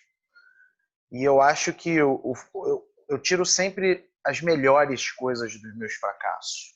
Sempre as melhores coisas dos meus fracassos. E eu diria para esse orientando isso. Você tem duas opções. Você vai lamentar o fracasso ou você vai aprender com o fracasso? E aí, eu acredito que ele vai escolher a opção B, né? Que é, né, aprender com o fracasso. Eu ia fazer uma forma desse orientando ver o outro lado. Como que ele resolve esse fracasso? Como que ele melhora com isso? Porque às vezes você decide o lado B, mas você não sabe o que você pode fazer, né? E a Roseni, por exemplo, ela nunca, seja para assoprar, seja para morder, ela nunca só assoprou ou mordeu. Ela sempre mostrou qual é o caminho, né? E o caminho que ela sempre me mostrou não necessariamente é o único, mas é o caminho que ela acredita, né? Eu acho isso muito nobre dela, né? Ela mostrar o caminho que ela acredita. E eu diria isso, eu mostraria o caminho que eu acredito, assim como ela fez comigo. Eu mostro o caminho que eu acredito. Se aquela pessoa vai seguir esse caminho, é uma decisão dela. Eu acho que a gente tem que ser sempre defensor da liberdade das pessoas. Mas eu, como orientador, ou como colega dessa pessoa, ou como amigo, ou como qualquer coisa, eu nunca vou deixar de mostrar o caminho que eu acho que é bom para ela. Eu não sou daqueles que, se o conselho fosse bom, era pago, né? Não tem esse negócio aí. Eu dou conselho, pô. Eu dou conselho. Mas eu sou muito claro de que esse conselho, ele é um conselho sob a premissa da liberdade.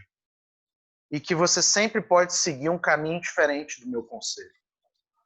Exceto a galera do PPA, tem que seguir o meu método lá bonitinho. Mas de resto, para todas as outras coisas, né, a gente tem que defender a liberdade, gente. Eu durante muito tempo, né, eu entendia que o meu desencaixe, ele era ruim, entendeu? Mas o meu desencaixe é bom, porque sou eu. Sou desse jeito aí. Né? E tem gente que gosta, minha esposa gosta disso.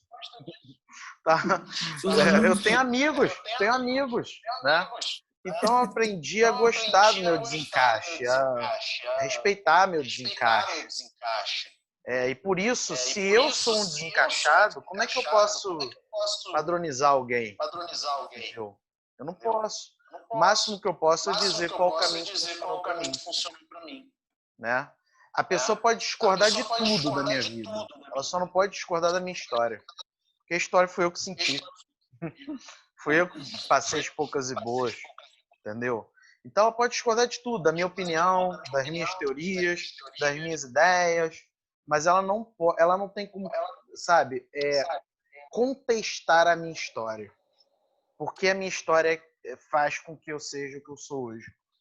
Com todos os defeitos do mundo e com algumas virtudes aí que, sabe, até que me fazem permanecer casado. Olha só, vamos lá. Esse cara aí, ele é pós-doutor, doutor, mestre, 2 graduações, um cara que é mentor de tanta gente, professor de grandes universidades, as maiores do país, né? Tem mais alguma coisa para conquistar, professor? Tem algum sonho a ser realizado, professor, ainda? Eu acho que não. Sonho não. Sonho não. Acho que não. Eu tenho metas. Tenho muitas metas. Eu tenho muitos objetivos. Sonho, eu acho que não. Talvez assim, o sonho de viver muito, né? Mas é uma coisa que tem parte que né, tem a ver comigo, que depende de mim, viver muito, né? E tem a parte que depende de Deus, né? A Naide, inclusive, que vai participar do PP, ela tá falando comigo antes. Se precisar de um personal aí, de uma personal, eu falei, tô precisando. Roseni também volta e meia fica falando mal do meu exame de sangue, mas assim...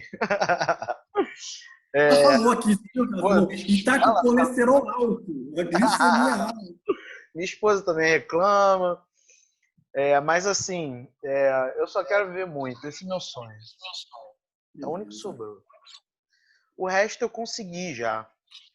Eu quero viver muito para estar com a minha família, com a minha esposa, com os meus filhos, com a minha mãe, com o meu pai, com a minha irmã. Então, eu acho que esse é o único sonho que sobrou. O resto é objetivo. É só objetivo. E aí, quando você tem objetivo, tá tudo bem se você não atingir. Tá tudo bem se você não chegar. Sonho é que dá uma pulga atrás da orelha desgraçada. Então, eu só quero viver muito. Agora, qual é o meu maior objetivo hoje? Qual é o meu maior objetivo hoje? Que eu acho que eu não vou alcançar ainda. Eu acho que vai demorar alguns anos. Eu não sei quanto tempo vai demorar. Mas o meu maior objetivo hoje é impactar um número descomunal de pessoas. Entendeu? Esse é o meu maior objetivo. Impactar um número descomunal de pessoas. Assim, sabe? Aquela coisa... Eu tava falando disso ontem na minha live. Tipo Péricles. Né? Gisele sabe disso. A gente tava assistindo o quê? Fala aí, Gisele. O que a gente estava assistindo? Aí eu te comentei, né? Do Péricles. Né? Pra galera ver que eu não estou mentindo. A gente estava assistindo anteontem, o anteontem, o show do Péricles. Era um show gravado, né? O Péricles falando, cantando, aquele estádio lotado, né? Aí eu falei pra ela, pô, tu imagina a sensação do cara quando ele canta pra tudo isso, né? Pra tudo, imagina a sensação do cara. E quando eu vejo alguém, eu gosto de vestir a camisa da pessoa, entendeu? Aí eu comecei a pensar, eu, Péricles, que eu gosto muito dele, né? Eu, Péricles, não a parte do exame de sangue dele, que deve estar todo estourado, né? Mas eu, Péricles, cantando pra essa galera, eu fico assim, eu falo, meu Deus, né? Eu acho que eu não vou poder impactar como os músicos impactam, né? Porque aparentemente falta algumas coisas em mim, né? Mas eu quero pactar com o meu jeito, da minha arte. Minha arte não é música. Minha arte não é música. A minha arte não é poesia. Minha arte é isso aqui. E esse é o meu maior objetivo hoje de vida, é esse. E eu acho que eu nunca vou chegar e vou poder dizer que eu alcancei esse objetivo. Eu nunca vou poder chegar e dizer isso. Eu acho, né? Hoje, olhando, eu acho que eu nunca vou conseguir chegar e falar, pô, agora sim, eu dei um show estilo Péricles com a minha arte. Não sei, acho que eu não vou. Mas talvez seja bom, porque é isso que eu vou fazer incansavelmente, né? Venho a te dizer que são metas e objetivos legítimos e um sonho muito bonito, meu amigo. Vamos lá! Pinga Fogo do Daniel Giotti. Você vai me responder ou um ou outro, tá bom? Vamos lá. Pinga Fogo do Daniel Giotti. Primeiro, Obina ou Eto'o? Pô, essa é mole. Pensei que ia ser pergunta difícil. Obina, muito melhor que Eto'o. O único que tem música. Brocador ou CR7? Nossa. Não, CR7, brocador não dá não. É indefensável. Pelé ou Zico? Zico, o maior do mundo, né? De todas as galáxias, da história. E eu estou fazendo uma análise objetiva sobre isso, claro.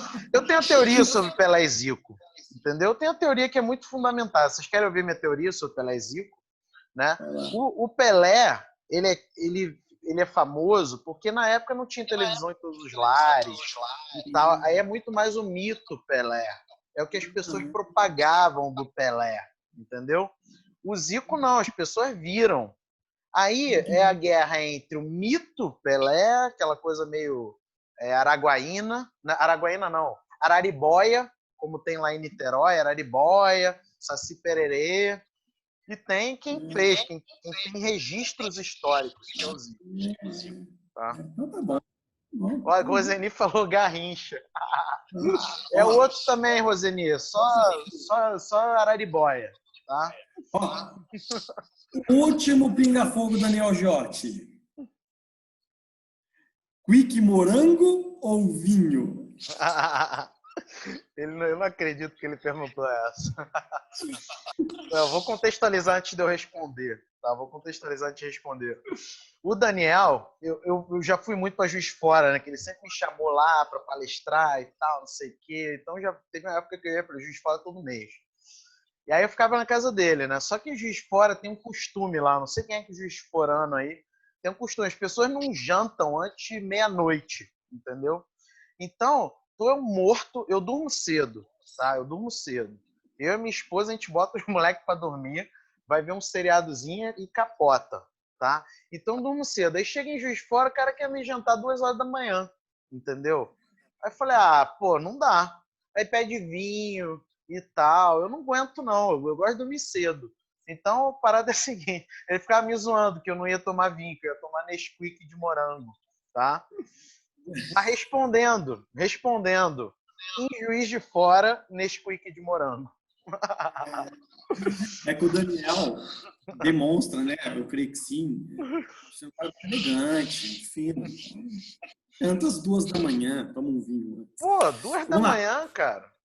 Ó, professor Felipe Assensi, você utilizou de uma letra de uma música e eu vou utilizar de outra agora para finalizar nossa entrevista. Eu ia colocar aqui, eu ia pegar o violão, eu desisti, eu vou só recitar. A música se chama Se For Preciso, a Gente Volta, de uma banda chamada Resgate, que eu escuto desde a minha adolescência, uma banda paulista. Os paulistanos lá do Ipiranga. A gente volta, hein? Se for preciso, a gente volta. Saquem a letra. Saquem a letra. A chance de recomeçar exige não ter medo. A humildade de reaprender nos diz que ainda é cedo. Um jeito bom de viajar é voar com pouco peso. Não tendo nada para provar, ter o coração aceso. Que não precisa ser melhor que ninguém, nem mudar o que diz. Que fez as pazes com o que a vida lhe deu e é feliz. Se for preciso, a gente volta. 4 vezes. Se for preciso, a gente volta. Se for preciso, a gente volta e faz tudo de novo. Tudo de novo. Você faria isso tudo de novo, professor? Sim, tudo. Tudinho, que letra linda. Eu faria tudo de novo. Eu não tiraria uma derrota. Eu não tiraria uma noite perdida. Não tiraria. Apesar de hoje, né, eu defender que as pessoas não precisam passar por isso. Eu defendo que as pessoas não passem por isso porque eu passei, eu posso ajudá-las a não passar. Mas eu não tiraria da minha história uma derrota sequer. Talvez a do Liverpool, né? Flamengo e Liverpool, foi injusta, mas o Flamengo jogou muito mais. De resto, não tiraria mesmo. Eu adoro tudo que eu passei. E foi perrengue, foi difícil, foi chorando, foi sofrendo, mas eu adoro isso. É minha arte. E eu só sei fazer a minha arte porque eu passei por tudo isso. Entendeu? Então, não tem como fazer diferente. Que letra linda, hein? Banda Resgate. Resgate. Resgate. As letras fenomenais. É uma melhor que a outra. Fica a dica. Você mudaria? Você voltaria e faria tudo de novo? Não, cara. Eu acho que isso faz parte da nossa essência, né? Você É. sabe que eu me pergunto para Alice. Você conhece um pouco da minha história, saí daqui, fui para São Paulo. Depois de tantos anos em São Paulo, casei com uma moça daqui de Penápolis, eu migro de volta sem sair de São Paulo. E cara, aqui eu era um... Eu falava para ela, em 2005, 2006, eu tinha um escritório de advocacia que eu tirava R$ 1.000 por mês para pagar as contas do escritório, recém-formado, e recebi uma proposta para ir advogar em São Paulo 3 vezes mais do que eu ganhava, porque não era muita coisa. Que não era muita coisa, cara, mas era 3 vezes mais do que eu ganhava aqui. E fui. E vira e mexe eu pergunto para ela, o que seria de mim se eu tivesse continuado? Se eu não tivesse encarado o medo de ter ido, né? Então, cara, não mudaria. Hoje eu sou essa pessoa que vocês conhecem, que você conhece, que ela conhece, por todos os perrengues que eu passei. Perrengue, irmão, dormi dentro de carro em São Paulo, não tinha onde dormir. Venceu o aluguel despejado lá, despejado assim, porque venceu, né? Dentro do carro, cara, dormi dentro de carro em estacionamento dentro de São Paulo, comi miolo, não tinha dinheiro para comer. Então, assim, não mudaria, irmão, não mudaria. A gente sabe como é que, assim, eu respeito muito o meu passado, né? Eu aprendo muito com ele, mas sabe como é que um nadador ganha naquela prova final da Olimpíada, aquele último round, sabe? Aquele round, eu não sei se é o nome, né? Deve ser outro nome. Aquela última, né? A última, para dizer quem é que vai ganhar a medalha de ouro. O nadador que ganha é o nadador que não olha para trás, nem olha para o lado. Ele só nada olhando para frente. Se olhar para o lado e para trás, ele perde o ritmo. É, verdade. Então ele tem um objetivo, ele vai lá e canaliza as coisas para o objetivo, né? E ele não se preocupa com o passado. Ele honra o passado porque ele treinou muito, passou a noite mal dormida, né? Não é fácil você chegar na última prova lá da natação de uma Olimpíada. É o ápice, né? Só de chegar já é o ápice de qualquer nadador, né? Mas para ganhar o objetivo, ele só pode olhar para frente. Naqueles 2 minutos, ele só pode olhar para frente. Então a gente tem que honrar nosso passado, tem que saber de onde a gente veio, mas quando é para o objetivo, a gente não pode ficar lamentando o passado. A gente tem que tirar as lições que a gente teve e cair dentro. Cair dentro. É honrar o passado. E eu acho que entendo que a letra é isso. Se for preciso, a gente volta e faz tudo de novo. Com certeza. Seja, você não se vergonha de quem você é. Você fez porque você tinha que ter feito. Ou seja, fazer tudo de novo é honrar aquilo que você fez, né? Porque é a perspectiva de fazer de novo e que o que você fez não foi errado. Né? Sim. Não, eu tô até pensando nisso, né? Assim, eu não me lembro de ter visto, sabe, um outro papo assim, que a gente fica nu, entre aspas, né? Assim, não me lembro, né? Isso é muito legal. A gente dentro da academia tem que discutir mais isso. Dentro da academia todo mundo perfeitinho, né? todo mundo perfeitinho, todo mundo virtuoso, todo mundo defensor da moralidade. As pessoas não ficam nuas, né? Não é verdade. É o que É, falta. Falta é. humanidade. Vamos fazer Humanidade. mais isso aí, vamos fazer mais isso. Vamos. Então, cara, quase 2 horas de entrevista. Que coisa. Nossa. Eu quero Você não me agradecer a todos. matou, graças a Deus, estou aqui. Agradecer a todo mundo que ficou com a gente até agora, né? É uma dádiva, uma honra. Muito obrigado. Agradecer a cada um dos nossos amigos que me atenderam gentilmente com seus questionamentos para tornar mais interessante a nossa conversa. E eu queria, em nome de todo mundo que está aí do outro lado, te agradecer por abrir o teu coração, tua casa, tua vida, né? Mostrar quem você é. A gente já conhece, mas é legal esse desdobramento, como você mesmo acabou de citar. E que eu queria te dizer o seguinte, cara, eu tô falando isso, né, de hoje, e hoje, mais do que nunca, nós precisamos de líderes para nos levar no caminho correto aí, principalmente nesses tempos tão sombrios e difíceis. A gente precisa de líder. E você se apresenta como um nosso líder, dentro de uma área específica da nossa vida. Você é um líder nosso, então a gente está aqui para te agradecer e entenda essa homenagem, essa entrevista como uma homenagem para você, por tudo aquilo que você tem feito aí há mês já para a gente, tá? Há mais de 30 dias. Bom, então, obrigado, meu amigo. Obrigado um forte beijo no teu coração e alguns minutos aí para você fazer as suas palavras finais, por favor. Tem mais ou menos o que? 1 semana e meia, né? Eu falei eu coloquei a música do Reverb, né? Eu coloquei uma música também.